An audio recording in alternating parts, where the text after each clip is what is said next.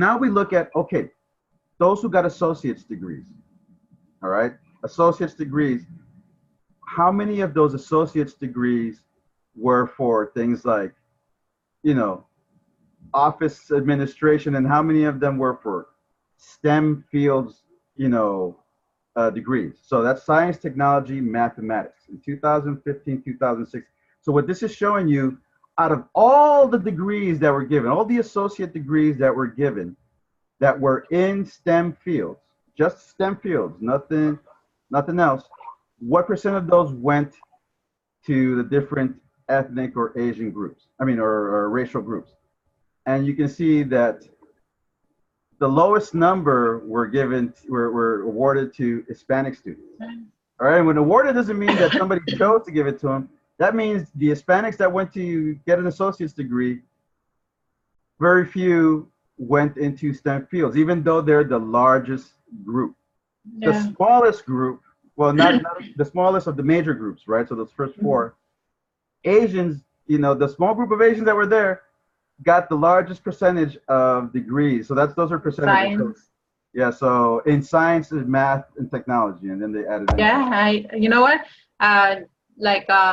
Jonathan, when we were looking for high schools, he got invited to apply at this school called CAMS, California Academy of Math and Science. Yep. So we went to look at it, and it was like all Asians. It was like math and science.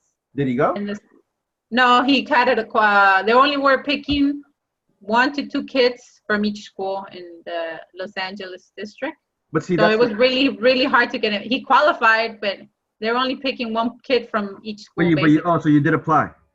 But they only picked 1 kid, and then like you went inside because they gave us a tour. Like we went in, and basically, like almost every kid that was there, it was Asian. Yeah, and see, wow, like how these kids getting here? And like, then you ask yourself, what's wrong with that picture, right? I hope you ask yourself, but this is what you saw, what you experienced there, without any number, any data, is how things translate to the differences in median income and the differences, in representation at places that matter, like tech jobs at Google, and I'm sure there were other Latinos that were invited to go that probably didn't go, right? And my thing is, look at this data, people. This is the future of your children if you don't start making better decisions and going to these things, and whatever the backlash is, whatever, this is how it pans out, So John is like, okay, he's like, where they get all these Asians to come to this school, because it was a math and science academy. No, and see, the thing should be, and we can talk about this later, is like knowing that these numbers and with people saying that they care about it, politicians and the corporations saying that they want to diversify, how come nobody stopped and asked themselves, that people that have control of those kinds of things, and ask themselves, what's wrong with this picture? Where are the Latinos? If even to just tell me about it, I'll call them myself and say, like, hey, wake your ass up and go to this thing. You have to go. And more importantly, the one family that did go, how about you learn a little bit more about them and see, if you can create a spot. We can do a fundraiser or whatever, you know what I mean?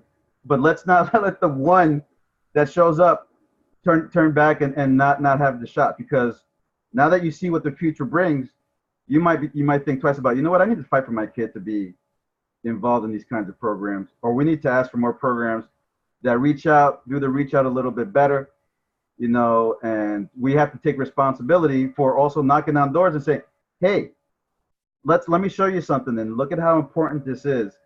And by you going to this, you change the numbers, you change the possibilities, not just for your kids, but for your neighborhood, because that's how it works out. That's how it